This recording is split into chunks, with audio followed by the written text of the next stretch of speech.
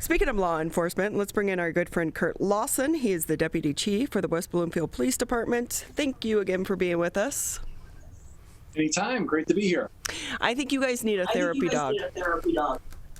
Actually, probably get down the road, but one of the things in my multiple hats that I wear with youth assistants is we're talking about purchasing a dog for West Bloomfield School District. So it's pretty exciting. Maybe the new middle school that's going in would be a kind of a new addition to what they have to offer for students. Oh, that would be a great program over there. You can talk to the superintendent, Walt Lake, about how well their program is working. So they're going to be getting more dogs as well. And it just makes people happier. Absolutely. I think it's, there's so much stress right now with the COVID. Everyone's been locked up.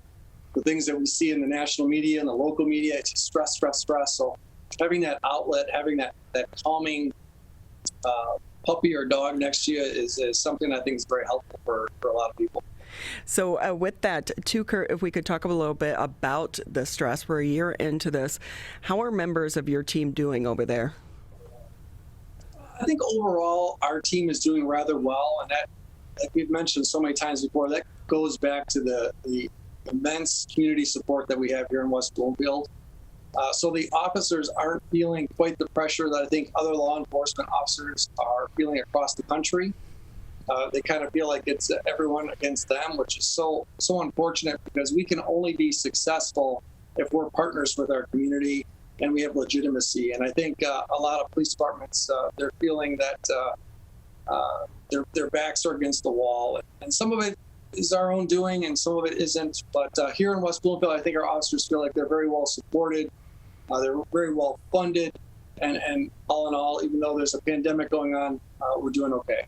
Yeah, but we did have the situation this week in Colorado, an active shooter situation in which 10 people were killed. When you see those headlines, what goes through your mind and your heart as a fellow law enforcement officer? Well, I think, first of all, we need to understand that those types of situations can happen anywhere. And we recognize that they can happen even in relatively safe West Bloomfield. So we have definitely trained our officers, and we are prepared if that circumstance would rear its ugly head here in West Bloomfield, that would be able to respond effectively to that. But we are constantly training and talk to our officers about what our expectations are and how they respond to that. And what we've seen since Columbine is we've seen that the first officers on the scene, or in the case of the Boulder, Colorado, the first officer on the scene has got to gather his equipment very quickly. He's got to go into that scene to try to neutralize the assailant, because every second that goes by, more and more people are getting injured and killed. So we have to take the fight to the individual, the perpetrator, and that's what we're trained to do. In so many of these situations, it's like you said, it's those seconds and those minutes, and it can take a while to get a team there. One of the good things I think that your department is good about, though, is not just reacting to calls, but also working with the community as well. That community engagement is a big part of what your department does.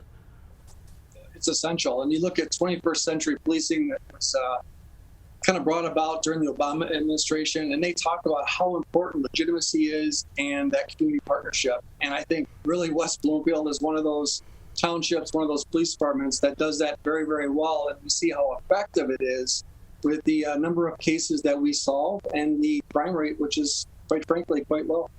And has the crime rate dipped during COVID here in the West Bloomfield area? You know what? Our volume of dispatch runs definitely went down. And I think our officers, quite frankly, after the Floyd incident, were kind of laying low. So the number of runs that we had, the number of criminal complaints that we had were less. But now that we're starting to move out of the pandemic a little bit, that we're seeing the light at the end of the tunnel, our numbers are going back where they were prior to the pandemic.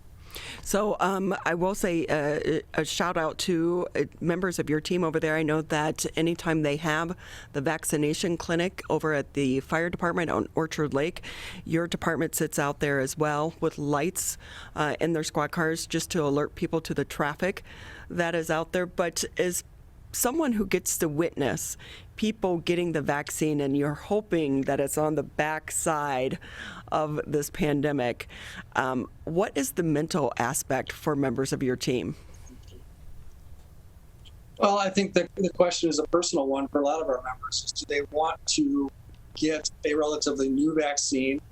They're somewhat concerned at times about, was the proper research done? And we try to convince them all the information that we have, the information we get from the CDC, that these are in fact effective and safe vaccines. But I think with a lot of our members, there's a little bit of doubt, or at least some of our members, of whether they should get that vaccine, especially for the female officers that are, childbearing years. So it's a personal choice.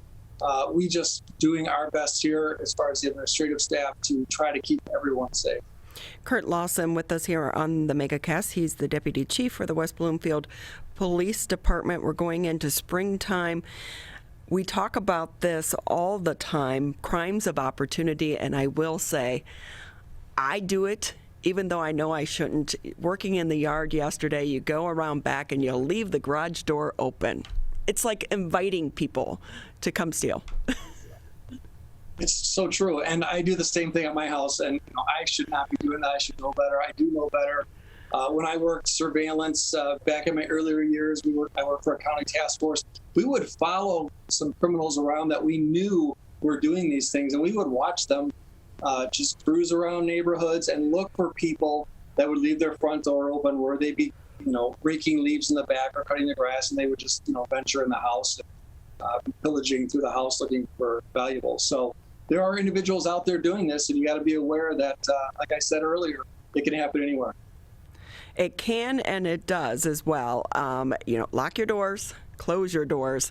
It's some of the most basic things, but yet we all fall victim. But I do feel better knowing that you do that as well. We all make mistakes, but unfortunately, sometimes you learn the hard way, right? So you come in from cutting the grass and you realize that someone's been in your home, or someone's been in your car because you left it unlocked and your wallet's in there, or your cell phone. We see that on a daily basis. I remember back when I had a convertible, I would purposely leave it unlocked because I didn't want anyone to cut the top to get into the car. So I'm like, look, here's some change. If you're going to steal, take my change, but do not cut the top of the car because it costs so much money to get it replaced. So a little back thinking there. But I also made sure I didn't leave anything in the car. Curt Lawson with us here. He's the Deputy Chief, of course, for the West Bloomfield Police Department. Can we talk a little bit more? I saw Channel 4 recently did a story with you guys about your peer-to-peer program. Can you tell us more about that? Yeah, so we're super excited about this program. It's one of the areas where we kind of do a self-assessment here within the police department. One of the areas that we felt we were deficient. We really weren't taking care of our people as far as whole wellness, and that's physical wellness as well as a mental health wellness.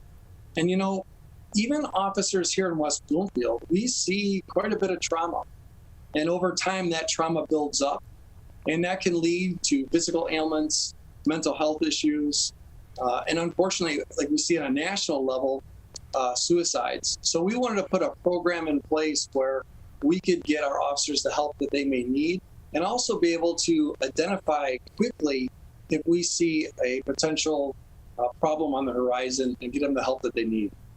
And this is so important to actually start to talk about mental health, because we do know in law enforcement, so many times people do not want to seek the help when it comes to mental health issues. And one of those also the concern from the backlash from their fellow officers, but also the potential of being deemed possibly unfit or being worried about their job and that security because of carrying a gun. So do you think that stigma is starting to go away in law enforcement, or is it still a long way and a lot of work to go? Well, I'm happy to report that I think with our younger members of our department, that there really isn't a stigma, that they have no issues asking for help. and going to seek help, which is great. Because I said this on the WDIV interview in 1994 when I started. You would see something traumatic, the older officers would say, suck it up. This is what you signed up for. But what they didn't realize is that that's why we, in 2019, had 237 officer suicides in the United States. That you can't keep those emotions and those feelings buried. That there has to be a way for you to vet those feelings, to talk about those feelings. And that's what's so great about this peer support team that we started back in January. And even though it's completely confidential and I have no idea who exactly has spoken to our peer support team, it's my understanding that it's been used quite a bit, which makes us feel great about the direction we're headed. With us now, Curt Lawson, Deputy Chief over at the West Bloomfield Police Department. Just a couple more minutes here with you on the show. Curt, I love what you guys are doing now on your social media, where you guys are starting to interview one another to talk to the public. What's been the response? I think the response has been positive. I think we just are looking for every avenue possible to connect as effectively as possible with our community. And one of the things I think we need to do is explain to our community what we do within the police department. We have amazing capabilities for a township police department here, and that's because of the great funding we get from our residents and township board. We're very effective and successful at what we do, and I want to highlight that. I want to market that, and so we're just looking for different platforms to be able to do that. You guys going to do any TikTok videos? We want to see you dance. We started down that TikTok path, but then there was the talk about, China, and and we didn't want it somehow to get into our firewalls, and it kind of freaked the chief out a little bit, and then he gave me that look he gives once in a while with the big eyebrow, and I said, okay, we're going to hold off on that for right now. But some officers have really been able to get a large following because of their TikTok videos. I will say I'm on it, but I've never posted anything because once you start watching these videos, you go down a rabbit hole. No, I agree. It's a great way to connect with a whole lot of people. How many people in West Bloomfield are on TikTok? I'd like to know what those stats are, because a lot of times when you venture too far out of your geographic area, you're kind of inviting some people in that want to have some different conversations. So we're really trying to be as effective as possible in connecting with our community and the surrounding greater West Bloomfield area. I think we need a peer support group of young kids to help us with our social media. Well, that's why I definitely talk to our younger officers. The person that's most responsible for our social media is Officer James Pettinato. He's one of our younger officers. He does a fabulous job on a day-to-day basis, but he's always researching new ways to connect with people. So that's what you need, is you need that younger generation that's more familiar with the technology. You know what would be fun, though, is to put an old school typewriter in front of them and say, use that. No whiteout. My daughter actually mentioned me the other day, she goes, I want to buy a typewriter. I'm like, why? And it's just kind of a cool thing. Like, she's never even seen one. So. Isn't that crazy? They do actually make you put your iPad in it and it looks like the pad, you can type on it like an old school typewriter, but it's actually connected to your iPad. So maybe get her one of those. I think we're starting to show our age just a little bit in this conversation. I know. Curt Lawson with us here. He's the Deputy Chief for the West Bloomfield Police Department. Anything maybe we didn't touch on that you want to share before we say goodbye? No, I think that's it. I've done a lot of outreach lately through our social media, talking about fraud and just letting people know that this is just a really big deal. And we're seeing some individuals that are losing thousands, if not tens of thousands of dollars to frauds. And it's just from simple phone calls from our fraudsters and our scammers that are kind of hooking our residents in on these scams. And it's costing a great deal of money.